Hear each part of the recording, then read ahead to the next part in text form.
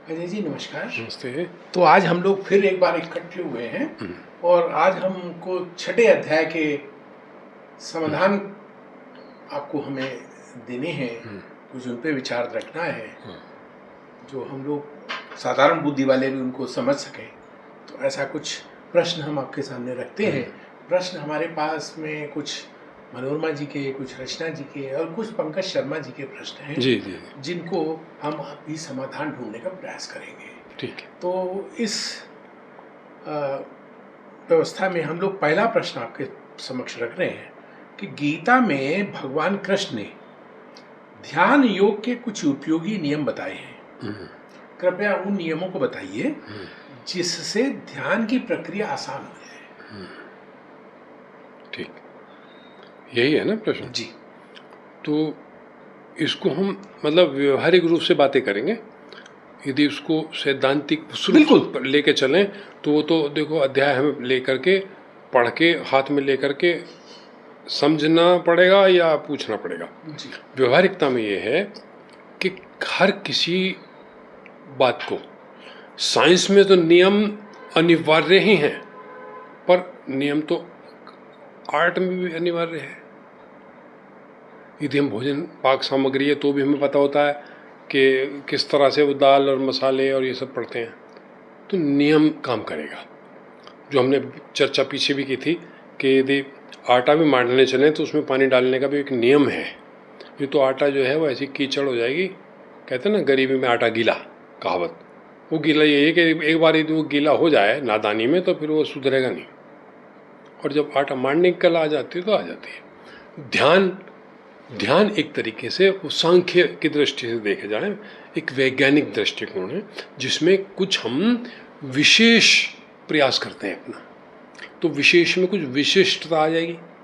अब विशिष्टता आएगी तो वो अपने साथ कुछ नियमावली, कोई डेकोरम, कोई व्यवस्था लाती है। जैसे कि यदि हम कोई अपने ऐसे आश्रमों में जाएं जहां अध्यात्म की शिक्षा दी जाती है तो वहाँ एक कायदा है कि प्रातःकाल उठिए, 5 बजे उठिए, ये योग करेंगे, ध्यान करेंगे। और घरों में हम 9 बजे सो के उठते हैं, वहाँ 8 बजे तक नाश्ता वाश्ता भी हो जाता है, सुबह का ध्यान भी हो जाता है।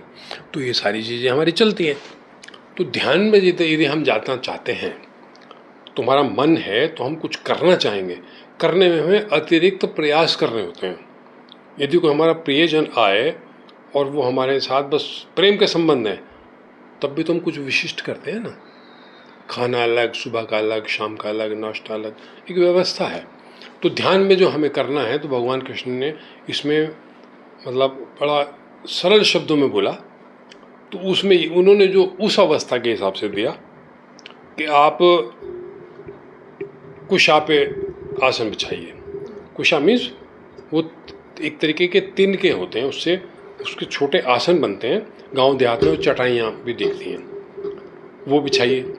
उसके ऊपर अब उन्होंने बताया कि मृगचर्म डालिए, या सिंह की मृगचर्म का उल्लेख है। फिर आप उस पर कोई रेशमी या ऐसा वस्त्र डालिए। आसन आपका न ज़्यादा ऊंचा न ज़्यादा नीचा, ये इसी शब्दों में कहा गया है। तो ये संज्ञा क्यों कि यदि हमें बैठना है तो क्योंकि हमें एक सामान्य से अधिक अवधि के लिए बैठना है, तो हम अपने लिए आरामदायक व्यवस्थित करेंगे ताकि ये शरीर बीच बीच में हमें परेशान ना करे। तो वो जो चीज़ें हैं, एक तो ये कि उसमें कीड़े मकोड़े नहीं घुस पाते, तिनके फैले हुए होते हैं सामान्य दृष्टि से। उसमें वो चर्म बिछाई तो जो धरती का वो है ताप या शीतलता ये है वो हमें नीचे महसूस नहीं होगी। फिर हम उस पर वो कपड़ा बिछाते हैं। कहा यह जाता है कि रेशमी डाला जाए। पुराने जो हमारे सब गुरुजन हैं उन्होंने वो पहने। रेशम का वो विद्युत परिचालन और इससे विज्ञान में आप देखेंगे तो रेशम के धागे की अलग ताकत है, सूती धागे की अलग ताकत है, अलग शक्ति है। वो विश्लेषण वैज्ञानिक दृष्टि से होगा। अब आप उस पर बैठिए, न अधिक ऊंचा न अधिक नीचा, मतलब आपको उतरने में चढ़ने में, और बहुत ऊंचा होगा और हमें किसी वजह से थोड़ा भी ध्यान ना करेंगे तो गिरने की संभावना है, चोटिल हो जाने की संभावना है। बिल्कुल नीचा होगा तो हम धरती पे आ जाएंगे। संभावना है कि कीड़े मकोड़े ना आए, पर माना ये कॉकरोच और ये आ जाए, चूहा आ सकता है।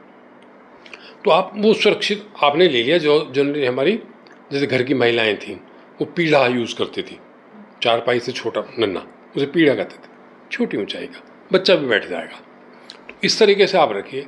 फिर जो हमारा शरीर को समझ रखना है, जो अभी हमने बातें की थी कि जैसे वो कोई गोल चीज़ होती है तो उसका संघर्षण कम होता है, उसको गति मिल जाएगी। तो जब हम बैठते हैं तो हमने आसन लगाया और हाथों को भी हम ऐसे करके बांधते हैं, क्योंकि जो भी ऐसे खुला रहेगा तो हमारी ऊर्जा का प्रसारण होता है। इसीलिए मंदिरों में कहा जाता है सिर ढक लीजिए। सिर ढकना गुरुद्वारे में अनिवार्य है, नहीं तो आने नहीं देंगे। कारण क्या है कि हमारी ऊर्जा ऐसे उठती है ना ऊपर और कॉर्नर से निकलती है। तो हमने पालथी मारा और हम यूँ करके बैठे, ऐसे बैठ गए। वहाँ तो शायद जिक्र नहीं है, पर आप सिर भी यदि ढक लें तो आपकी ऊर्जा तो नीचे से ऊपर ऐसे उठती है जैसे अग्नि के ऊपर ताप, लपटों के ऊपर बहुत दूर तक हमें ताप महसूस होता है। यूँ तपिश जो हम जनरली हम देखें तो होली पे हमें पता चलता है कि तपिश है। तो हम ऐसे बैठ गए। जब वे बैठे तो हमारी जो रीढ़ है यदि सीधी हो जाएगी तो एक तो ऊर्जा का प्रवाह मिनिमम पे वो काम करेगी, न्यूनतम पे वो हमने अवस्था अपने ले ली।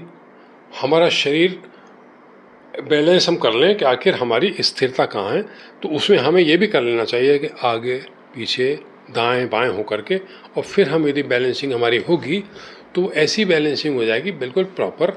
अब शरीर से मिनिमम आपका सचेतनता हो गई, उस पर ज़्यादा ध्यान नहीं देना। अब आप फ्री हो गए। अब आप नेत्रबंद आपने किया, नेत्रबंद किया, अब उसके बाद देखते आंखें खोलें, ये करें। तो यदि हम यहाँ इस जगह ले आएँ तो यहाँ यदि मैं आँखों को केंद्रित करेंगे तो हमारे विचार सिमटने लगेंगे। जो बहुत सारे भाव और इच्छाएं और मन, जिसे कहते हैं मन, ये बहुत सारी बातें लाता है, तो ये लाना छोड़ देता है। जैसे जो मेधावी छात्र हैं जब वो पढ़ते हैं तो फिर और विषय तो नहीं आते ना उनके, पढ़ने वाले बच्चे के पास तो नहीं आता। घर में क्या बन रहा है, क्या नहीं बन रहा है, क्या खाना पीना, वो माताएं रख जाती हैं, उसे वो नहीं दिखता। उसकी भूख तक उस शरीर को दुखी नहीं करती है। पढ़ने वाले बच्चों की एग्ज़ाम टाइम में भूख गायब नहीं होती, भागती नहीं है, वो उतना संदेश देने की शरीर को आवश्यकता रह नहीं जाती, पर्याप्त है। क्योंकि ऐसा नहीं है कि सुबह का खाना नहीं मिला तो मुझे कोई बड़े भारी कष्ट हैं। मैं रह सकता हूँ। जो व्रत करते हैं 24-24 घंटे के या एक हफ्ता, या महिलाएं तो बहुत व्रत करती हैं, तो अब हमारा शरीर उसका फ्री हो गया तो, और हमने अपने भाव यहाँ रख लिए। तो हमें ये सहायक होते हैं केंद्रित करने के लिए, फोकस करने के लिए। या जैसे कहो आपका वो ग्लास होता था, मैग्नीफाइंग ग्लास कहते हैं, जिसे वो धूप में पेपर पे उसको रख दें तो उसमें आग लग जाती है। क्यों? वो किरणें आपकी बिल्कुल आकर के सूर्य की किरणों से अग्नि प्रकट हो जाती है। यदि माचिस नहीं है आपके पास, लाइटर नहीं है, और आपके पास ग्लास है और धूप निकली है, तो आप कागज़ जला लीजिए। और यहाँ तक कि जो लकड़ी की छाल होती है वो भी बर्न हो जाती है, जल जाती है। जैसे वो जंगलों में होता है उत्तराखंड के, वो कारण ये है कि ऊंचे ऊंचे तो पेड़ हैं, वो है। और कहीं कहीं सूर्य की ही इतनी किरणें इस व्यवस्था से आती हैं और वो पत्ते इतने ज़्यादा सूखे होते हैं कि उनमें वो थोड़े घर्षण से इससे वो अग्नि प्रकट हो जाती है। तो हम यदि इस अवस्था में आएंगे तो हम अपनी न्यूनतम पूंजी से और उद्देश्य पूरा कर लेंगे। मतलब जैसे कहा जाए ना कि भाई ना नौमन तेल होगा ना राधा नाचेगी, कहा जाता है, यानी कि नौमन तेल होना चाहिए। पर हमारी राधा तेल की बूंद पे भी नाच सकती है। तो ध्यान में यदि हम इन चीज़ों को ले लें तो उतनी आवश्यकता नहीं पड़ेगी। यदि हमारे घर में हमारे परिवारजन हमें उतना परिवेश दे देते हैं कि हम एकांत में कुछ समय बिता सकें, तो आपके घर में आपका मंदिर, आपका आश्रम, आपका मठ तैयार हो जाएगा। वो साधना हमारे घर में होगी। ये जो हमारे गुरुदेव थे लाहिड़ी जी, श्यामाचरण लाहिड़ी, बनारस में गए भी थे, हमने पीछे जिक्र भी किया था। वो घर में करते थे, वो तो अपने कमरे में तखत बिछा के और स्थापित रहते थे, उनकी है। और जब आंखें यहाँ इस जगह आ जाती हैं तो अपने आप एकाग्र हो जाता है चित्त, अब एक तो चित्त कहा जाता है, एक मन कहा जाता है। सामान्य संज्ञा में ये सब बराबर रखे हैं, परंतु जो मन की जो पवित्रता लेके चले, प्योरिटी, तो वो हमारी चित्त की तरफ को जाती है। मन में ऊपर के हैं सागर की लहरें, ऊपर ऊपर जो टक्कर मारती है, पर सागर की लहरें तो भीतर भी हैं, सागर में भी हैं। जब जहाज चलते हैं किनारों से बहुत दूर चलते हैं, सैकड़ों किलोमीटर दूर, पर लहरें वहाँ भी हैं, पर वो ऐसी टक्कर नहीं मारती जो टक्कर किनारे पे मारती हैं। उसका अलग रिदम होता है। गहराई में जब जाएंगे तो और हो जाएगा। तो बहुत अंतर में तो है भाव, उससे बाहर जाता है चित्त, और चित्त के बाद जाता है मन। मन तो मीठा खाया तो नमकीन, नमकीन तो मीठा, ठंडा तो गर्म। मन तो बिल्कुल सतही है, उसे तो जरा से अंतराल में मन बदल जाता है। तो जब हम ध्यान में चलेंगे और ये व्यवस्था कर लेंगे अपनी, तो हमें जो ये माया का प्रभाव है, जो इंद्रियों का प्रभाव है, ये कम से कम आएगा। जिसमें भगवान ने कहा है कि ये अभ्यास और वैराग्य से संभव है।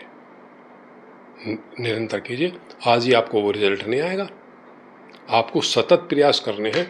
वो तो संगीत की साधना भी ऐसी होती है। इसी से जुड़ा इसमें प्रश्न, आप उसको भी साथ में ही ले लीजिए क्योंकि चर्चा चली रही है। हाँ। तो प्रश्न ये है कि मन है चंचल, तो साधना के लिए उसको केंद्रित कैसे किया जाए जो हम साधना में लग सके। मन हमारा है तात्कालिक, ये सापेक्ष है। यदि घर में हमारा कोई प्रियजन है, महिलाएं हैं, तो हमारा मन ज़्यादा करता है किचन में, ये बनाओ ये बनाओ ये बनाओ, पर यदि महिला नहीं है, मेरी माता है, ना बहन है, ना पत्नी है, ना बेटी है, तो मैं क्या करता हूँ, सिर्फ सुबह और शाम टेबल पर रख लेता हूँ बिस्किट, नमकीन, चाय, मेरे दिन गुजर जाते हैं। तो मन एक ऐसी चीज़ है जो इस व्यवस्था में कुछ ना कुछ ढूंढेगा। सुबह की सब्जी दे दो और शाम की दे दो, और वो रात की कहाँ गई, ऐसी बातें हम करते हैं। तो मन परमात्मा में सही मायने में मन तो नहीं लग सकता। मन तो हमारा घर में नहीं लगता, मन हमारा जो हम वस्त्र पोशाक लाए उनमें नहीं लगता, जो अपने साधन खरीदे हैं उनसे उचट जाते हैं। तो मन तो बिल्कुल एक छिछली चीज़ कहा जाए, सतही चीज़ है। अब उसमें क्या दूसरी चीज़ चली जाएगी आपकी, चित्त। चित्त थोड़ा अलग हो जाता है। चित्त में वो जरा समेकित हो जाता है, वो कम जगह भटकेगा। जैसे कि हमारा प्रेम है तो हम अपना प्रेम करेंगे, अपने परिवारजनों से करते हैं, पर यदि हम हृदय से दिल फेंक हो जाएंगे तो फिर तो जो भी देखेगा हम उसी के पीछे। मैं अपने घर का रिनोवेशन कराया था, देख के आया उसका घर ज़्यादा अच्छा, मैंने उसे टाइलें वाइलें सब उखाड़ दी, वो करने लगा। तो मन में और चित्त में अंतर ही होता है कि चित्त में क्या होता है, मेरी कैटेगरी हो जाती है कि मुझे घर लाइट उसमें रखना है, डार्क करना है, चटक रंग रखने हैं, या बिलोंगिंग्स पता चल जाता है कि ये एक मतलब इनकी भी एक ग्रुप है, उसमें चला जाता है। तो अब मन से तो यह है कि हमारा चित्त जाएगा, और जब चित्त हमने कर लिया परमात्मा में, तो परमात्मा पूरी तरह से 100% से तो उपलब्धि आसानी से होती नहीं, तो हम सतत प्रयासरत रहेंगे। जैसे हम किसी अपने मित्र से करें, कोई युवती युवक से करे या युवक युवती से करे, तो जब तक उनका विवाह नहीं हो जाता तब तक वो प्रयासरत रहते ही हैं। तो परमात्मा का ऐसा समझो कि मैं तो राम की दुल्हनिया, ऐसे मानो आप। तो जब तक वो तारतम्य नहीं होगा और वो आपके चित्त में समा जाएगा, तो जैसे हम अपने प्रेमी या प्रेमिका को जिसको प्रेम करते हैं, तो फिर दिन रात रहती है ना हमें कनेक्टिविटी उससे। पढ़ रहे हैं, लिख रहे हैं, सो रहे हैं, जाग रहे हैं, उठ रहे हैं, दरवाजे पे खटकाए तो हर आहट पे समझी वो आए गए, रे मैं तो घूंघट में मुखड़ा छुपाए बैठी, पिया ऐसो जिया में समाए गए रे। तो जब ये भाव आएगा तो मन धीरे धीरे धीरे धीरे शिथिल होने लगेगा। और ये रहता है, हम भी सोचें कि पहले तुम्हारा बहुत मन करता था मेला देखने को, सिनेमा जाने को, खाने को, पहनने को। अब तो जो कपड़े हैं ठीक हैं, बच्चे ले आते हैं ठीक हैं, अरे क्यों लाए हो इतना, भैया वही नहीं पहने हमने। अपने आप को यदि हम देखें तो हमारा मन धीरे धीरे धीरे, और एक एज में जब इंद्रियां उतनी सक्षम नहीं रह जाती तो भी मन के पास काम नहीं रहता। उसमें भगवान ने क्या संज्ञा दी कि ये मजबूरी वश ना हो, समय के हिसाब से आपकी इच्छा से हो। तो उन्होंने उदाहरण किसका दिया, कछुए का, कच्छप, कि जैसे कछुआ अपने सब अंगों को सिकोड़ लेता है, आवश्यकता पड़ने पे उनका उपयोग करता है। तो हमारी जब इंद्रियां ऐसी हो गई तो यानी कि इंद्रियां हमारी चाकर हैं, हम इंद्रियों के चाकर नहीं हैं। तो जब ये चीज़ आएगी तो मन के पास तो रह नहीं जाएगा कुछ, मन तो फालतू का है। जैसे समझ लीजिए हमारा पालतू घर के कुत्ता होता है, एक गली का आवारा जैसे कहें वैसे कुत्ते होते हैं जिनको आवारा कहते हैं। वो सारे दिन रात भौंकने में लगे रहते हैं, ये करते रहते हैं, मतलब ज़िंदगी उन्होंने अपनी कुत्ते जैसी ज़िंदगी कर ली। और एक हमारा पालतू कुत्ता है, वो तो इंसानों की तरह रहता है, टाइम पे खाता है, टाइम पे पीता है, उसके बर्तन हैं, उसके टीके हैं, ये हैं। और वो हम बैठे हैं तो कुर्सी के नीचे बैठा हुआ है चुपचाप।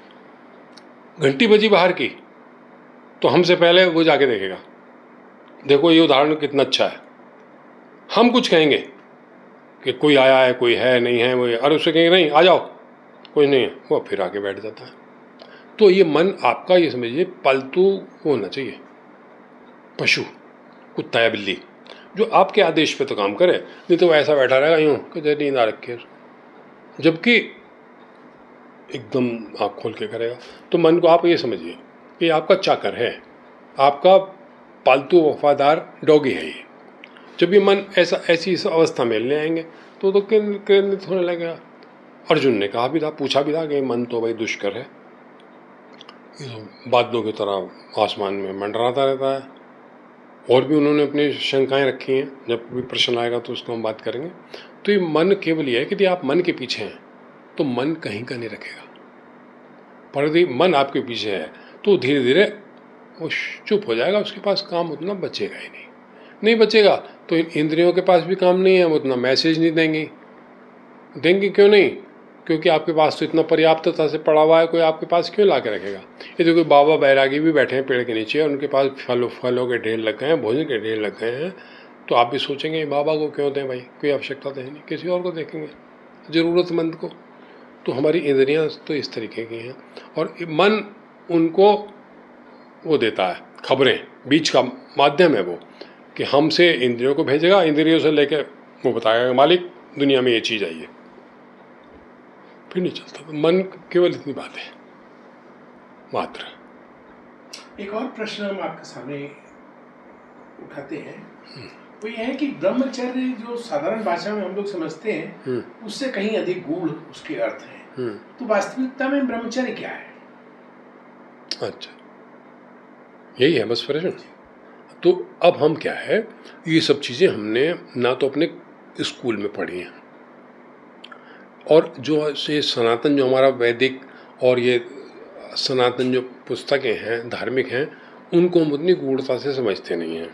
गुरु शिष्य परंपरा समाप्त हो गई है, क्योंकि हम स्कूल में जाते हैं तो वहाँ शिक्षक और विद्यार्थी है, शिक्षक की संज्ञा अलग है, विद्यार्थी की अलग है, गुरु की अलग है और शिष्य की अलग है। तो इन शब्दों को हमने कहाँ से लिया? टीवी से, टेलीविज़न, अखबार। तो ये देखें, मैं याद रखूँगा प्रश्न क्योंकि ब्रह्मचर्य से संबंधित है, पर रेडियो पे आप रोज़ सुन लीजिए, उसकी पोल खुल गई, उसकी पोल खोल दी, इसकी पोल खुल गई। तो जो सतही जो पत्रकारिता है उसमें जो व्यापक शब्द हैं हम उसको ज्ञान समझ रहे हैं। अब मुझसे पूछे पोल खुल गई तो पोल होती क्या है? मैं समझता हूँ 1000 में से 999 ना बता पाएंगे। पोल खुलती नहीं है, पोल खुलता है। जैसे कि आप एक पुरानी फिल्म मनोज कुमार की है, एक तारा बोले, उसमें है कि खुल गए सबके पोल, कुछ इस तरीके की शब्दावली है जो मैस्कुलिन में है। और आप राजस्थान में चले जाइए, उदयपुर, जोधपुर, किशन पोल, हाथी पोल, सूरज पोल। पोल का मतलब है बहुत बड़े अहाते का, किले का बड़ा दरवाज़ा। तो किलेदार यदि आपने उसको रिश्वत दे करके दरवाज़ा खुलवा लिया रात को तो राजा हार जाता था। पोल खोलने का मतलब ये है कि यदि पोल आपकी इच्छा से विश्वासघात के तहत खुल गया तो किले पे सबका अधिकार हो जाएगा। तो इसलिए वो एक कहावत चली कि भाई पोल ना खोल देना, पोल ना खुल जाए, इस बात का ध्यान रखना। वो खुल गया और खुल गया, वहाँ पोल तो हम जानते नहीं, वहाँ तो हम फोटोग्राफी करते हैं, ये करते हैं, वो तो आज भी आ जाओ तो गाइड बताएगा। उदयपुर में तो है, सूरज पोल भी है, किशन पोल भी है, हाथी पोल भी हैं। ये बड़े बड़े दरवाजे हैं, दरवाजे को कहा जाता है पोल। वो कहते हैं खुल गई। अब ऐसे ब्रह्मचर्य में आ गए, और तो हम जानते नहीं, अध्यात्म में रुचि नहीं है, तो ब्रह्मचर्य हमने ये समझ लिया कि हमारे किसी से भी वासनात्मक संबंध नहीं होने चाहिए, शारीरिक सृष्टि क्रम की वृद्धि करने वाले। पर वो ब्रह्मचर्य नहीं है। वो तो होता ये है कि जो कोई उस अवस्था में जी रहा होता है, तो ऐसे तो दीन दरिद्र दुर्बल भी जी रहे होते हैं कम से कम साधनों में, पर घर में पत्नी और बच्चे वो भी पैदा करते हैं। एक दूसरे के पतियों के साथ जो जो जो मेहनत कश वर्ग है, वो ना तो अदालत में जाता तलाक लेने, न शादी करने पंडितों पे जाता, उनके साथ आपस में हो जाते हैं। हम जैसे लोग हैं वो जज साहब तय करेंगे, तो उनका पता नहीं चल पाता निम्न वर्ग में। तो वो जो हमारे साधु संगत होती है उसमें विशिष्टता क्या दिखती है कि बाकी तो गरीब आदमी की तरह रहे हैं। बस ये है कि भाई क्योंकि वो गरीब भी एक दो स्त्रियों से पुरुषों से संबंध रख लेते हैं, और जो ऐसा व्यक्ति है जो परमात्मा की आराधना में है वो इन संबंधों में भी नहीं होता। यदि उनके विवाह हो भी चुके हैं तब भी वो ऐसे ही रहते हैं कि उनमें परिवार जन का तो संबंध है, पर पारिवारिक प्रगाढ़ता का शारीरिक स्तर पर संबंध नहीं है।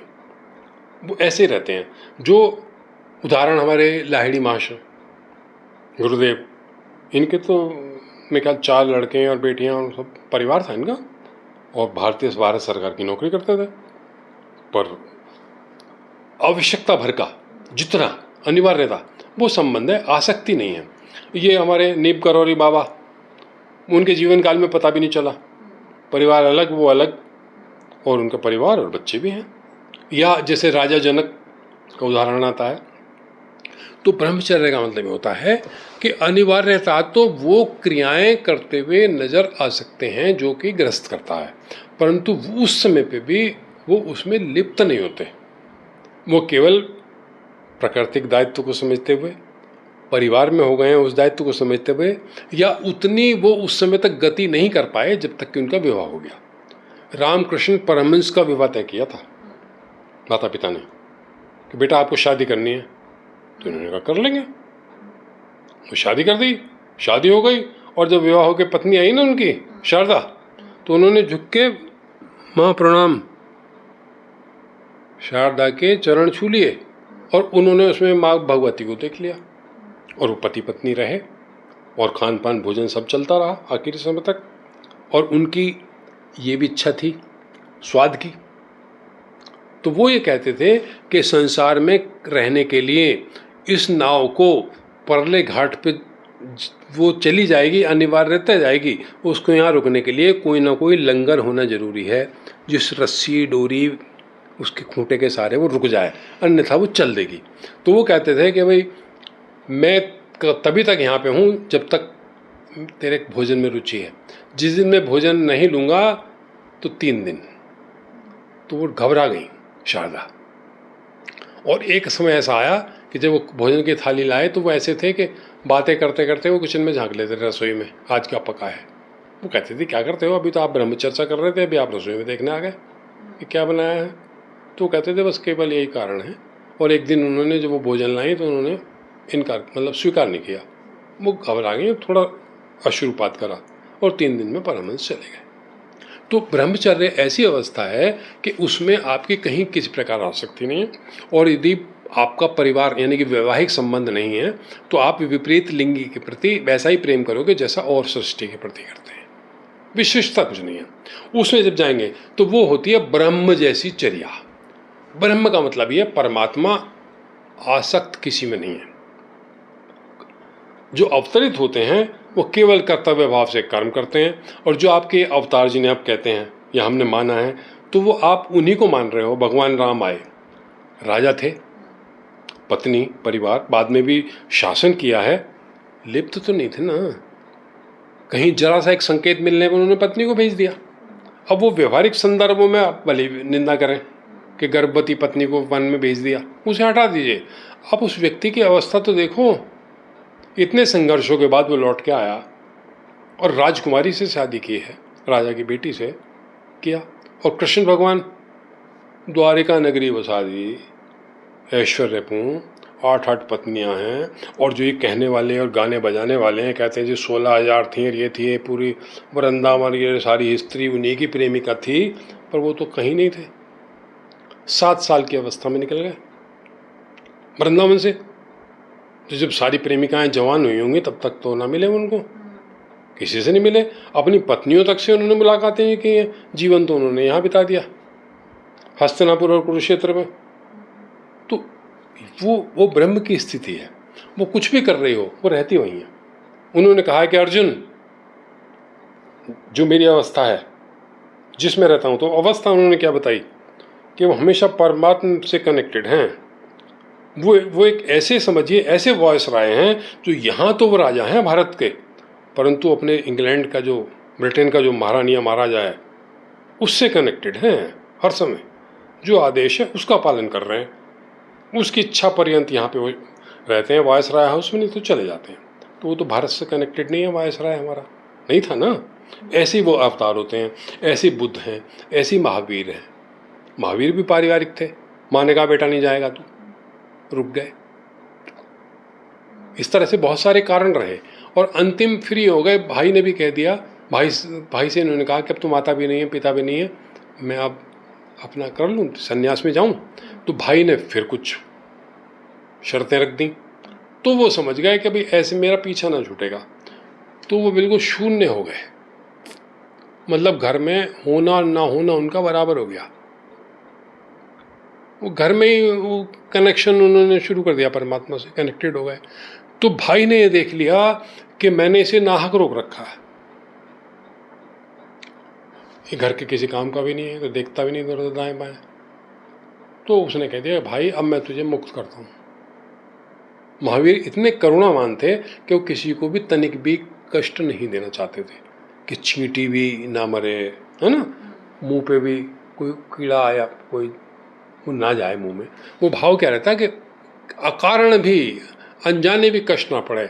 तो रात को भोजन मत करो, ये सारी बातें चली। तो वो अवस्था क्या है, क्रियाकलाप नहीं, उसकी भाव दशा है, वो ब्रह्म से जुड़ गई। उसकी जो चर्या है तो समाज में सीमित हो जाती है। तो अब हम और चीज़ें तो पकड़ नहीं पाते, क्योंकि जो दीन दरिद्र दुर्बल हैं वो भी लगभग ऐसा जीवन जी लेते हैं जिनका कि कोई उद्देश्य नहीं होता, वो एक उद्देश्य के तहत चलते हैं। तो बस पकड़ ये पाते हैं कि उससे आकर्षण नहीं है। अब कुछ ना कुछ भोजन तो करेगा, कुछ ना कुछ वस्त्र भी धारण करेगा, किसी छप्पर के नीचे, पेड़ के नीचे छपरी भी बनाएगा अपनी, पानी भी पिएगा, नित्य कर्म भी करेगा। तो सामान्य व्यक्ति देख पाता है कि भी इसका विपरीत लिंग से संबंध नहीं है, आकर्षित नहीं है। एकांत में भी कोई इसके पास आया तो उसने उस पर ध्यान नहीं दिया। तो वो ब्रह्मचर्य में आके जो ये सामान्य सतही जो ज्ञान है, छिछला, तो वो छिछले संदर्भों में ब्रह्मचर्य उसे मान के हम बैठ रहे हैं कि बस यही ब्रह्मचर्य है। तो ऐसा ही है, ऐसे मैं कहता हूँ, जो मैंने ही निकाला कि एक होता है, वो पहले छोटे लिफाफे को खलता कहते थे, कागज़ के। तो जैसे मूंगफली खरीद ली ना आपने, तो मूंगफली खाने के बाद उसको खोल के पढ़ लेते थे, उस कागज़ को भी। वो हमारे पाठ्यक्रम की पुस्तकों के भी बनते थे, उसमें कहानी किताबें मिल जाती थी, तो उसे पढ़ लेते हैं उतने से पुर्जे को और समझते हैं हमें ज्ञान मिल गया। तो ये हम ऐसे ज्ञान पे चल रहे हैं, उसी में ये ब्रह्मचर्य है। ब्रह्मचर्य पे जाएंगे तो ये तो मतलब ऐसे समझिए कि 100 नंबर की प्रश्नावली में शायद 2 नंबर का प्रश्न है, तो 2 नंबर का करके आपको 2 ही नंबर आएंगे, 3 तो नहीं आएंगे। ये है ब्रह्मचर्य। अब अगला जो प्रश्न है वो तो मन की चंचलता के ऊपर है, जिसके ऊपर कभी काफी लोग डिस्कशन कर लिया हमने। तो हम अगले प्रश्न की ओर बढ़ते हैं, और वो है कि ध्यानावस्था की, ध्यानाभ्यास की विधि और आवश्यकताएं क्या है, किस प्रकार बैठें, कहाँ बैठें, कैसी अवस्था में रहें, ये सब शास्त्र सम्मत है। तो क्या इसमें कुछ लचीलापन भी हो सकता है या ये सारे नियम अनिवार्य हैं? अच्छा, वो तो देखो अभी हमने चर्चा तो करी है, ये प्रश्न कहीं ना कहीं मतलब अनायासी हमने उसको कवर कर लिया, ठीक है। पर इसमें जो एक अनुशासन स्वतः स्वाभाविक तो उसे कहीं निर्देशों की आवश्यकता पड़ती नहीं है कि आप होटल में जाएंगे और आप शिष्ट व्यक्ति हैं तो वो उसमें वो आपको पढ़ने की आवश्यकता नहीं होती कि चीज़ न छेड़ें, अनावश्यक ताक झाँक न करें दूसरे के कमरे में, है ना, चोरी या आप सीसीटीवी कैमरे की निगरानी में हैं, इसकी क्या आवश्यकता है हमें। तो यदि हमारा स्वतः एक व्यवस्था है, स्वभाव है, तो हमें कायदे कानून नियमावली की आवश्यकता नहीं होती। पर यदि हम ऐसे परिवेश में पले हैं कि जहाँ हमारे अंदर कोई व्यवहारिकता, शिष्टाचार, कोई आचरण, दूसरे व्यक्ति से व्यवहार करने की मर्यादा नियम क्या है, हम एक तरीके से जंगली आदिवासी किसी भाव दशा में हैं, तो वो सारे नियम काम आ जाएंगे। अन्यथा तो हमें प्लेन में बैठ के ऐसा तो नहीं कि एयर होस्टेस आएगी और वही बताएगी कि सीट बेल्ट लगा लें। आपको तो ये पता नहीं कि आप लगानी है और हटानी कब है। भले हम प्रतीक्षा कर लें उसके निर्देशों की, पर हमें पता होता है, तो हम स्वतः अनुशासन में होते हैं। जैसे घर की सुगण गृहिणी जो होती है वो पत्नी से वेतन लेने के बाद वो नहीं पूछती कि इस पैसे को कहाँ खर्च करूँ, अपने विवेक के अनुसार सदुपयोग करती है। जो थोड़ी कम समझ है तो उसको निर्देशों की आवश्यकता होती है, तो पति बताएंगे कि भाई इसमें गैस का सिलेंडर का पैसा है, बिजली का बिल भरना है, फ़ोन का बिल भर देना, इसमें बच्चों की भी फीस है ना, वो डिसिप्लिन देना होगा। समझदार को तो डिसिप्लिन नहीं दिया जाता। तो ये ध्यान विधि इस तरीके से है, हमें अपना पता होगा कि हमें कहाँ आवश्यकता है और कहाँ हम वास्तव में उसके तारतम्य में, समायोजन में हम बैठते हैं। नियम केवल वहाँ तक है। एक और प्रश्न है, ये थोड़ा बहुत तो उत्तरित हो भी चुका है, आपने समझाया भी है मेरे ख्याल से 5वें अध्याय में भी और अभी थोड़ी देर पहले भी, कि योगी और सन्यासी में क्या भेद है। अर्जुन ने बोला कि सन्यास, अर्जुन ने पूछा सन्यास और योग में कौन श्रेष्ठ है, तो श्री कृष्ण कहते हैं कि योगी श्रेष्ठ है। तो पाठक को संशय होता है कि सन्यास के बिना योग की पूर्णता संभव है या नहीं। सन्यास के बिना तो होगी, क्योंकि वो तो हमारे सब योग आ गए, कर्म योग और भक्ति प्रेम। अब आप ये समझिए, ये सब चीज़ें जो इंडिपेंडेंट चल रही हैं, एक्सक्लूसिव, वो सांसारिक हैं। सन्यास तो वो भी हो जाता है ना, कि जैसे वो माना राजा भर्तहरि थे, पत्नी से बड़ा प्रेम करते थे, पत्नी ने किसी और से प्रेम किया, तो वो वैराग्य शतक, श्रृंगार शतक जो रचना हुई है, तो जब हमें कोई बड़ी आहत हो जाते हैं तो हम छोड़ ही देते हैं वो चीज़ें। पर छोड़ने का मतलब हम परमात्मा से नहीं जुड़ रहे, हम उससे निराश हो गए, हमने आशा उम्मीदें ही छोड़ दी, है ना। जो धोखा दे दे, माता पिता ने हमारी जिम्मेदारी नहीं भाई, पति पत्नी हमें अच्छे नहीं मिले, या संतान नहीं पूछती है, तो हम मतलब तिरस्कृत होके वृद्धाश्रम में जिएं, या अपनी संपत्ति भारत सरकार को दान कर दें, या गरीबों को बांट दें, या मंदिर में दे दें। इसका मतलब परमात्मा से नहीं जुड़े। हम काम तो कर रहे हैं, संन्यास्त भी हो गए। संन्यास मतलब सिंपल संन्यास में मतलब है कि हमने दुनिया से को छोड़ दिया, ये दुनिया है महफिल मेरे काम की नहीं। पर इसका मतलब ये मैं ये नहीं हूँ कि मैं परमात्मा से युक्त हो गया हूँ। तो उसी तरीके से ये ज्ञान या तपस्या, जिसे तप कहते हैं, तप का मतलब होता है तपाना, अपने आप को ताप में रखना। ताप में तपाने का मतलब धूप में बैठना नहीं है। जब हम किसी विशेष उद्देश्य के लिए चल रहे होते हैं तो वो तो तप है ना। जब गर्मी में ये महिलाएं रसोई में खाना पकाती हैं तो उसमें रसोई में नहीं खड़ा हुआ जाता, क्योंकि घर में तो एयर कंडीशनर लग रहे हैं, बिल्कुल हमने सारी सुविधाएं कर ली हैं, पर वो महिला तो फैन भी नहीं चलाती। या जैसे मंदिर में, हमने घर के मंदिर में बैठते हैं, हमारी पत्नी बैठती है माना, वो दीपक जलाती हैं। अब दीपक जला रही हैं तो वो उन्हें डर ये रहता है कि ये दीपक झोंके में चला ना जाए, तो उन्होंने फैन नहीं चलाती, वो उतनी देर हम उसमें काम कर लेते हैं। तो ये स्वाभाविक तप है, जो बच्चों के पालन पोषण में तप होता है। तो इसमें चीज़ रहती है। तो ये प्रश्न आपका जो था, मूल क्या था ये इसमें कि हाँ योग। अब योग ये है कि आप इसको अकारण ही ना जाने दें। उसको यदि आप पात्र एलिजिबल हो भी गए हैं तो उसको अपने ठिकाने तक पहुंचा दो। ठिकाना क्या है? परमपिता।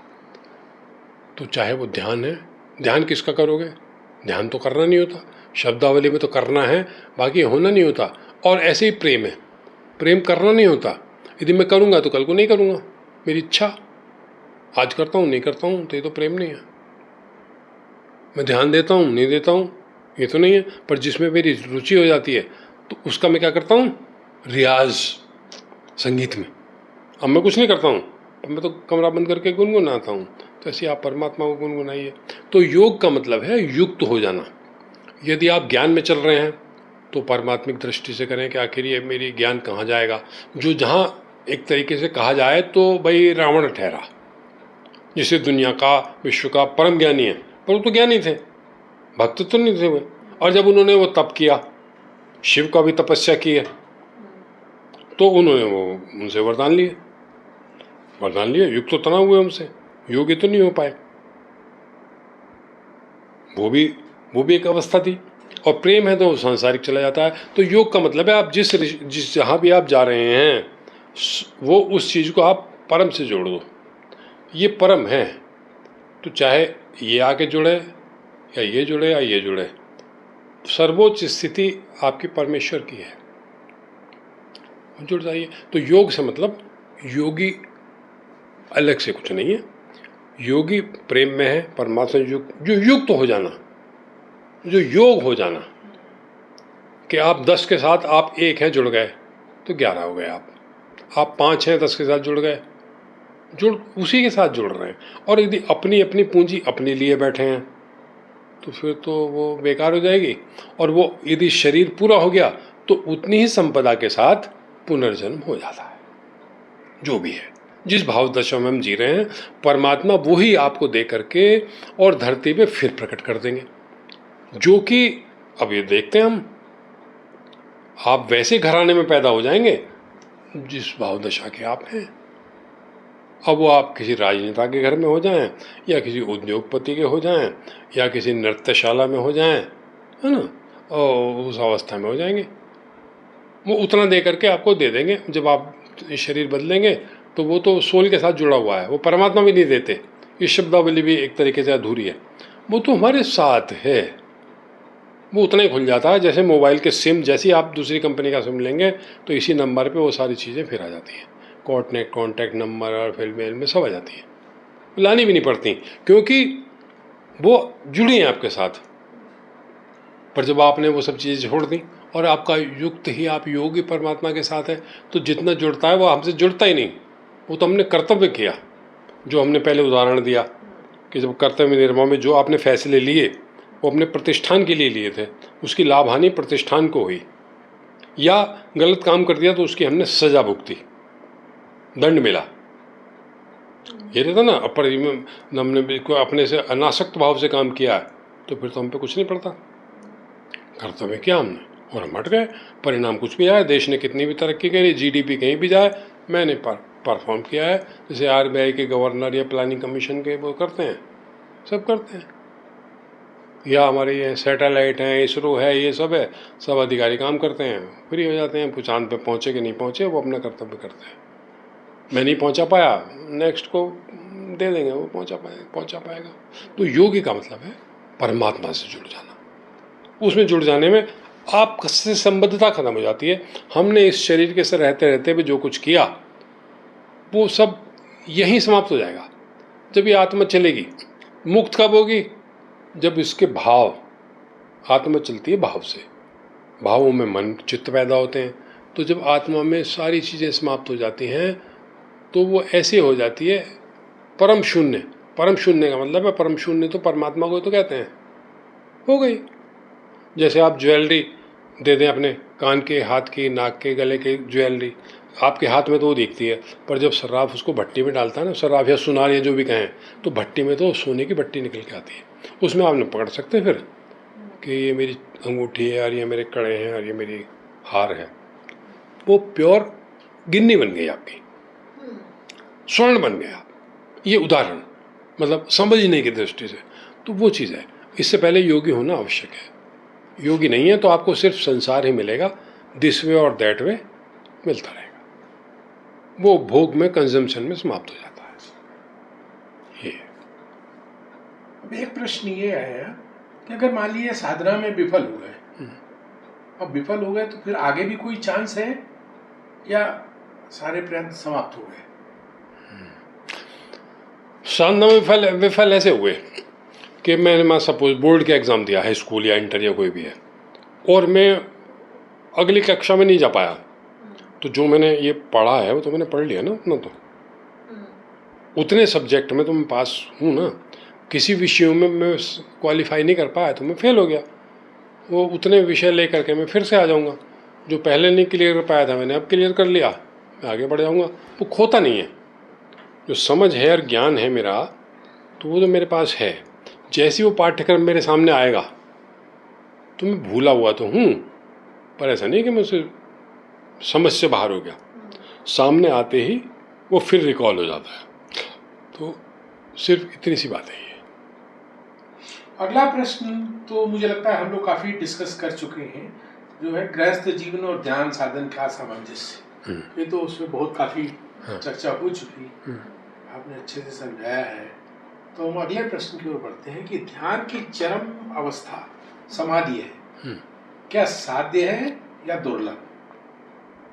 जब कहा गया कि योगी अपने चित्त को आत्मा में एकाग्र करता है, तो यह शंका उठती है कि वह केवल कुछ महापुरुषों तक सीमित उपलब्धि है।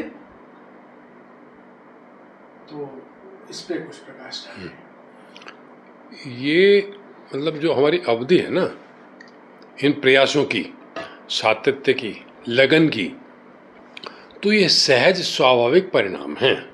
और वो उसका देखिए उदाहरण सबसे अच्छा क्या है कि सारे पदार्थ दूध में सम्मिलित हैं, पर जब उसका दही बन जाता है तब भी वो केवल दही का रूप रहता है। पर जब उसको मथना शुरू करते हैं मटके में, तो आप बता सकते हैं कि कितना काउंट, एक बार यदि दही मतलब थोड़ी द्रव रूप में आ गई तो आ गई, पर वो जो सातत्य है आपका, वो आप तो लग रहा है कि ये इधर से उधर इधर से उधर, बस अब क्यों घुमा रहे हैं उसको। यदि रायता खाना है, दही को चम्मच से भी घुमा दोगे तो आपका रायता बन जाएगा। डालो उसमें कस के, बूंदियाँ डालिए, लौकी डालिए, रायता बन जाता है। पर यदि मक्खन निकालना है तो जैसे मंथन, अब आप निगाह से क्षण क्षण में नहीं देख सकते उसको कि एक बार घुमाया, दो बार घुमाया तो क्या हुआ। पर जब आप एक पर्याप्त मात्रा में घुमा लेंगे, हमने सबने किया होगा ऐसा काम, पर यदि नहीं किया तो आप थोड़ा जमा कर किसी उसमें मटके में ज़रा घुमा के देखिए, तो आपको पता चल जाएगा कि साधन के बाद कैसे परिपक्वता आती है। और यदि एक बार मक्खन बन गया, आ गया, तो फिर उसे बिलोने की आवश्यकता नहीं होती।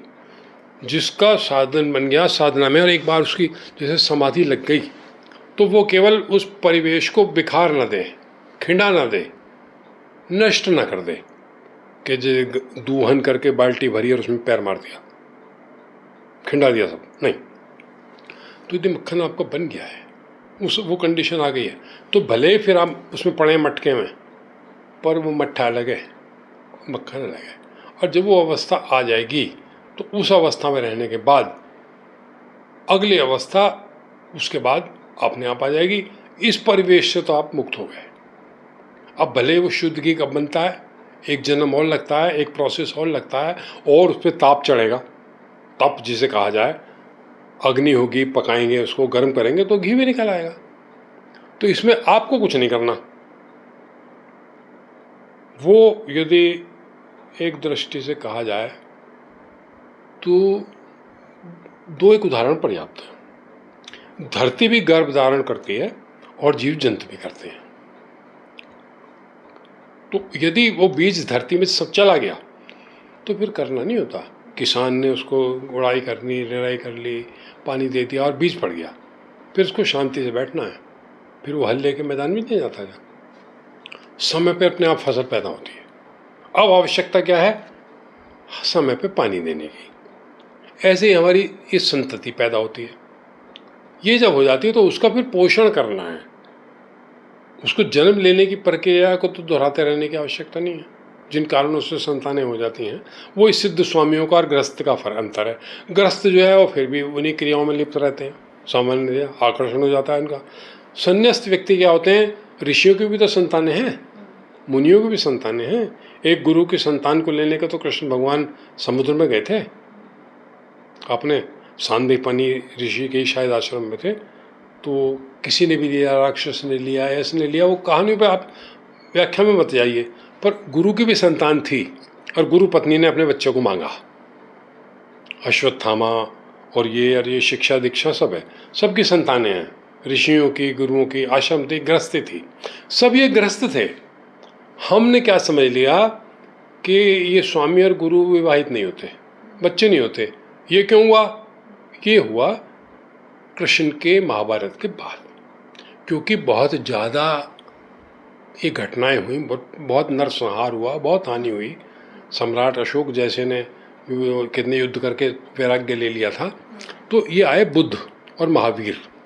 तो होता यह है कि जब एक धारा पे पेंडुलम चला जाता है तो फिर वो विपरीत धारा की तरफ स्वाभाविक दौड़ता है। बहुत थोड़ा पुश मारना, नहीं तो वो आधे से ज़्यादा गति तो वो अपनी न्यूट्रल पे आके इधर जाता है, रिवर्स में। तो यहाँ ये बुद्ध महावीर ने ऐसा कुछ लोगों की छवि छोड़ दी कि स्वामी और सन्यास और संन्यास्ती हैं, नहीं, वो ये अवस्था है। तो ये ब्रह्मचर्य और ये सब बातें और ये गृहस्थ कोई पाप नहीं है, ये प्रकृति है, ये सृष्टि है, ये परमात्मा है। आप कर्तव्य भाव से सब कुछ करो, आसक्ति भाव से कुछ ना करो, फिर सब कुछ कीजिए। आपको आदेश है और आप सेनापति हैं तो आप खुल के युद्ध कीजिए, आपको विजयी होना है। महाभारत में यही सब तो है। अब हम कहते हैं भगवान तो करुणा के प्रतीक हैं, ममता के प्रतीक हैं। हमारे तो भगवानों ने अस्त्र शस्त्र नहीं छोड़े। रामचंद्र जी की फोटो आप देख सकते हो कहीं मंदिर में भी, पत्नी के साथ भी फोटो खिंच रही है तो उनके अस्त्र शस्त्र हैं। यानी कि आप सचेत रहिए, क्योंकि जो माया की विपरीत शक्तियां हैं, जो तामसिक शक्तियां हैं, जो मोहने वाली शक्तियां हैं, ये परमात्मा जो धरती पाए उनको भी मोह लेगी। तो वो प्रतीक हैं कि आप सचेत रहिए कि विपरीत परिस्थिति आप पे अटैक न कर दे। जैसे समझदार लोग रिवॉल्वर या राइफल का लाइसेंस लेते हैं, तो गुंडे बदमाश चोर घर में आते नहीं, उसका प्रयोग कभी नहीं होता, वो रखते हैं।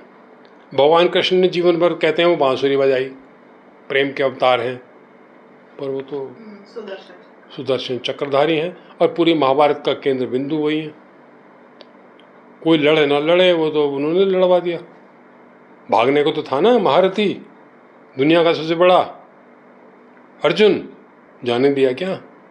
तो कायदे में तो ऐसा लग रहा है कि भाई और किसी को नहीं लड़ाना भाई, इन्होंने जो मोरपंखी वाले हैं, बांसुरी वाले, ये लड़ रहे हैं। और उन्होंने सब कुछ किया, संचालन, हर चीज़ का जोड़ निकाला, तोड़ निकाला, सब कुछ किया।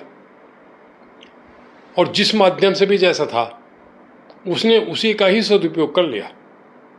जैसे हम मार्ग में जाते हैं तो हमें जब अपनी ये शांत करनी होती है ना, तो हम टपरी में भी चाय पीते हैं। आप केदारनाथ जाएंगे और गौरीकुंड से आगे चलेंगे तो आप यहाँ तक तो 5 स्टार होटल पर रह लेंगे, 7 स्टार 3 स्टार कि 10,000 का कमरा, 20,000 का, ये वो। पर जब आपकी वो पद यात्रा चलती है ना, तो टट्टू में बैठे या पिट्ठू में बैठे, पर रास्ते में आपको क्या मिलेंगे? वो टपरी वाले, छप्पर के नीचे बैठने वाले, बारिश तूफान ओले से भी वही बचाते हैं और आपको भुट्टे भी वही भून के देते हैं और वो आलू की सब्जी और रोटी है वही खा रहे हैं आप। तो वो चीज़ हो जाती है। आप चलते रहिए, करते रहिए। तो इन साधनों की कुछ नहीं है, उद्देश्य अपना सही रख लीजिए, करते रहिए और चलते चले जाएंगे। तो ये ग्रस्त और ये सब चाहते हैं, बहकाने की बातें हैं, ना समझोगी। आप सब कुछ कीजिए, अनिवार्य जितना है, आवश्यक जितना है, क्योंकि परमात्मा की सृष्टि की यही व्यवस्था है। जो भी पैदा होगा, यदि जन्म है तो जन्म होगा ही तब जब मृत्यु पहले है। किसी बच्चे का जन्म होना ना होना आज की तारीख में तो संतति निरोध है, जन्म दें या ना दें, पर जो कोई जन्म हो गया मृत्यु में संभाव्य है ना। ऐसे हम पैदा होते कि नहीं होते हमें नहीं पता, पर मृत्यु तो हमें पता है। और जब हमने उसको समझ लिया तो जन्म समझना मुझे क्या जरूरी है। हमसे तो एक हमारी गुरु मित्री हैं महिला, मैं वो क्या कहती हूँ पिछले जन्मों में जा रही हूँ, उसकी याद में जा रही हूँ, स्वामी जी में वो कोर्स कर रही हूँ, मतलब वास्तविकता ये। अरे मैंने कहा क्यों जा रही है, मैं मजाक मतलब मैं अधिकारपूर्वक ऐसी बातें कर लेता हूँ। मेरा दिमाग खराब है क्या? मैंने कहा मैं तो अपने बचपन में ना जाऊँ, किस बात का जाना, पीछे का क्या पता लगाना? अरे मैं जहाँ मुझे जाना है वो पता लगाऊँ या जहाँ से मैं आया हूँ वो पता लगाऊँ? सोर्स का पता नहीं लगाना, सोर्स तो पता नहीं कितनी पीछे जा रही है, पर डेस्टिनेशन यदि मेरे भाव दशा हो गई ठीक, तो डेस्टिनेशन तो ये महावीर ने, बुद्ध ने, स्वामियों ने पातु लिया, नानक ने, कबीर ने। अब कबीर की माँ का पता नहीं है, बाप का पता नहीं है, लहर तारा तालाब के किनारे थे तो वो इसी काम में लगे रहते कि अपनी पिछली फैमिली ट्री को जान लूँ। वो तो वो नीरू नाम का जो लाया महिला थी वो पल गए, वो तो बुनते बुनते पहुँच गए। संत रविदास तो पहुँच गए, आगे का पता लगाओ तो ये कोई आवश्यकता नहीं है, बड़ा सरल है। कठिन किसने बनाया? हमने। और हम इंद्रियों के बल पे जानना चाहते हैं, इंद्रियां असमर्थ हैं। हमसे ज़्यादा सक्षम इंद्रियों वाले तो जीव जंतु हैं बाहर हमारे बगीचे में, गर्मी सर्दी बरसात सब झेलते हैं। अभी तूफान आ जाए हम खिड़की दरवाजा बंद करते फिरेंगे, और पंछी तो बेचारा जिंदा रहता है, जीते हैं। बहरहाल मिटे तो नहीं वो धरती से, उसकी मृत्यु भले ही हो जाए पर वो नस्ल तो समाप्त नहीं होती। गर्मी सर्दी बरसात सब जीते हैं। तो आप उस तरीके से क्यों नहीं रहते हैं? आप किस सुरक्षा में लगे हैं? इस शरीर की, तो शरीर तो वैसे भी जाएगा, कितनी सुखों में हो। वही तो गौतम बुद्ध ने समझा, 27 साल की उम्र तक सब कुछ था उनके पास, पर जब उनको दिख गया कि कुछ वही कुछ तो गड़बड़ है, वो गड़बड़ ने उन्हें आज भगवान बुद्ध बना दिया। ये दृष्टि है। इसी तरीके से चलें तो हमारे जब भी प्रश्न जब कम होते चले जाएंगे और हम संतोष से एक सेटिस्फाइड, वो जवाब हमारे अपने होंगे और हमारे निराकरण हो जाएंगे। तो जब प्रश्न उठेगा ही नहीं, कोई भावना उठेगी ही नहीं, तो ये शरीर की हम केवल खिदमत यूँ करनी है कि अच्छा है कि इसमें रहते हुए हम काम कर लें, नहीं तो फिर दोबारा पैदा होना पड़ेगा, बैक लगेगी। जो वो छिन्न भिन्न और ये सब अवस्था कि मृत्यु से नष्ट हो जाएंगे नहीं हो जाएंगे, ऐसे सवाल शायद आ चुके हैं या आएंगे। तो आप क्यों इस चक्कर में पड़ते हो? आज हम सेवानिवृत्त हो गए, परिवार बन गया, बच्चे बन गए, सब कुछ हो चुका है और पेंशन हमें मिलती है, शरीर का यापन होगा, हमारा जीवन यापन। अब हम किस काम में पड़े हुए हैं? सोचो ना कि आपका आकर्षण अब किस बात में है? ये दिन रात जो हम अपने मृत्यु पर्यंत इसको मृत्यु को लंबा कर रहे हैं कि दवाई भी खाते हैं, शरीर की सुरक्षा भी करते हैं, हेल्थ चेकअप भी करते हैं और बीमा भी कराते हैं, पर ये सब होने के बावजूद फिर हम क्या करते हैं? नथिंग। तो गाय भी है, चारा भी है, कुट्टी भी है, छप्पर भी है, दूधे भी हैं, पर उस दूध का क्या करना है आप जानते ही नहीं, है ना? ये सामान्य आप सरलता से अध्यात्म में सहज स्वाभाविक रूप से जाएंगे ही जाएंगे। बाधा आपने खड़ी की हैं उनको समझो और अपनी वो जो रस्सियाँ डोरियां हैं, बंधन, उनको खोल दो। बंधन नहीं होता, संबंध होता है, और संबंध होता है वो हृदय से होता है। अब यदि जैसे हमारे संबंध डेवलप हो चुके हैं, तो यदि हम किसी वजह से एक नगर में एक जगह नहीं भी रहते हैं तो भी हम प्राण पर्यंत कनेक्टेड रहेंगे। तो वो कनेक्शन आपका परमात्मा से भी हो जाएगा, इन अवतारों से भी हो जाएगा। उनकी इसी काल में इसी शरीर में रहने की आवश्यकता नहीं है, इसलिए मीरा को तो आवश्यकता नहीं पड़ी। हजारों साल पहले के एक व्यक्ति से या पुरुष से या अवतार से मीरा तो आ गई ना। और रुक्मिणी पा गई क्या? वो पत्नी बनी रही, उदार पत्नी थी। बाकी सारी महिलाएं बाद में आई, उनकी पत्नियां। और रुक्मिणी ने यहाँ तक कह दिया था कि आप जब भी बाहर जाते हैं आप एक वो ले आते हैं पत्नी, शादी कर लेते हैं, विवाह कर लेते हैं। तो अच्छा है कि आप पहले ही कुछ महल बना दो। रुक्मिणी ने अपने पति से कहा, कृष्ण भगवान से, द्वारिका में, कि आप पहले महल बना दिया करो, क्योंकि आप जब जाते हो तो आप लाते ही हो, कुछ दिन मेरे पास रहते हैं वो, फिर आप उनका महल बनाते हो, फिर वो अपने महल में जाती है। ये मतलब आपके ग्रंथों में मिलेगा, ये वास्तविकता है। तो वो चीज़ें भी होती हैं। तो आप देखो, समझो, तो रुक्मिणी को क्या मिले? पति। परंतु प्रेम राधा कृष्ण या मीरा या सूरदास या रसखान, केशवदास, ऐसे बहुत सारे संत हैं हमारे, वो तो कनेक्टेड है। अब कोई भी गुरु हो, उसमें ये मत कहो कि ये बौद्धों का गुरु है, ये जैन का गुरु है, ये सिखों का गुरु है, इस प्रश्न में मत जाओ। अरे भाई वो गुरु हैं, वो गुरु हैं। जिस मार्ग से जिस जगह मिली वहीं आराधना। जैसे शिवालय होता है, हर शिवालय में शिवलिंग का प्रारूप जनरली अलग अलग है। एक बिल्कुल, अब शारीरिक मूर्तियां तो खड़ी हैं, राम जी या कृष्ण जी तो वो सशरीर खड़े हैं, पर शंकर भगवान तो हरिद्वार में वो भी खड़े हैं 25, 30, 40 फुट के। वो कौन सा परमार्थ निकेतन है, वो धारा के बीच में पालती मार के बैठे हैं। और जो शिवलिंग है वो सब जगह है। जब आप वो समझना शुरू कर देंगे तो आत्मोत्थान और ये कल्याण और ये सब अपने आप आएगा। आपको कोई व्यवस्था नहीं करनी, केवल अपने भावों पे, अपनी निर्मलता पे, अपनी कोमलता पे और सांसारिक आवश्यकताओं की अनिवार्यता पूरी करने के अलावा आप कुछ मत कीजिए। जो भी कुछ कीजिए, जैसे वो आते थे ना रामचंद्रिया बेचने, कबीर, उन्होंने मोल भाव नहीं किया, ले गए मंडी में और जो मिल गया शाम तक उस कपड़े का, वो पैसा लिया फिर आ गए। और किसी ने कहा भी कि भाई तुम्हारी क्या आवश्यकता, तुम क्यों करते रहते हो? बोले मुझे तो दिक्कत भी नहीं है, शरीर है, चलाना है, मैं तो अब भी उसी में रहता हूँ। ये तो हाथ बुनता है, मैं अंतर मन में तो मेरा परमात्मा बुना जाता है। मैंने और लीचा दिया तेरे नाम की, ताना बाना, ये तो बहुत सारे दोहे छंद कविताएं हैं। तो उस क्रियाओं पे मत जाइए आप। क्रिया तो जिस परिवेश में है, रैदास तो चमड़ा उतारते थे और मीरा उनकी भक्त थी, तुलसीदास उनके मित्र थे, बंधु सखा गुरु भाई।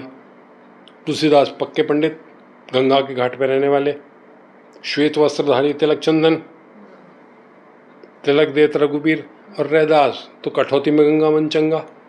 तो ये क्रियाएं छोड़ दीजिए, भाव दशा से कनेक्ट हो जाते हैं। तो ये बहुत, मतलब मैं तो समझता हूँ पालन करना है सब सरल, कठिन है हम 100 की जीत। तो इसे अब हम चर्चा को विराम देते हैं और आपका बहुत बहुत धन्यवाद और बहुत बहुत आभार। और हम ये तो मतलब 7वें अध्याय के लिए शीघ्र ही मिलने का प्रयास करेंगे। हमारे पास जैसे ही लोगों की शंकाएं, जिज्ञासाएं आएंगी, ये अपने आप में फिर से उपस्थित हो जाएंगे। बहुत अच्छी चीज़ है, इसे भी ले लेते हैं आप थोड़ा सा। तो ये बहुत ही अच्छी चीज़ है कि मतलब जो ये हमारे संवाद है ना, ये केवल बौद्धिकता से अलग कहीं हमारे हृदय में उतरेंगे, हमारा मन जुड़ेगा। और ये भी होता है कि अच्छा हुआ ये पूछ लिया, ये बात कर ली, क्योंकि निरी तो देखो गीता प्रेस गोरखपुर से और इनसे सब किताबें, ये मुफ्त में भी आप घाट पे चले जाओ, लोग बांट रहे होते हैं। किसी की भी मृत्यु हो जाती है, वो 13वीं और 58वीं और ये सब निःशुल्क मिलती हैं, उससे मतलब नहीं है। संग्रह करने का मतलब है आप केवल बोझ बढ़ा रहे हैं। पढ़ो, समझो। तो कुछ चीज़ें वार्ता में ऐसी एक्सप्लेन होती हैं जो गुरुजी की क्लास होती है, वो ये नहीं कहते किताब फेंक दे बेटा, ये पर्याप्त है। पर गुरु की जो कक्षा होती है शिक्षक की, उससे हम उस पुस्तक से, उस अध्याय से जुड़ जाते हैं। पढ़ना हमें, नहीं तो शिक्षा ने तो एक सीधी को, शिक्षक ने शिक्षा, सारे बच्चों को वही नंबर आए, नहीं आते। क्यों? क्योंकि सबकी लगन अलग अलग है। जो जितनी लगन से सुन लेगा, प्रणाम करेगा, कुछ क्लियर होगा, उतना वो उसका स्वाध्याय होता है। स्वयं से अध्ययन करना, तो स्वाध्याय की भी परिभाषा यही है, एक तो अपना अध्ययन है, स्वयं का अध्ययन, परिणाम उससे आएंगे। भौतिक रूप से टीचर एक क्लास में सबको एक समान बोलता है, समाजवाद, पर समाजवाद का परिणाम सब पे बराबर नहीं होता। वो हमारी पात्रता, हमारी लगन है, ये है।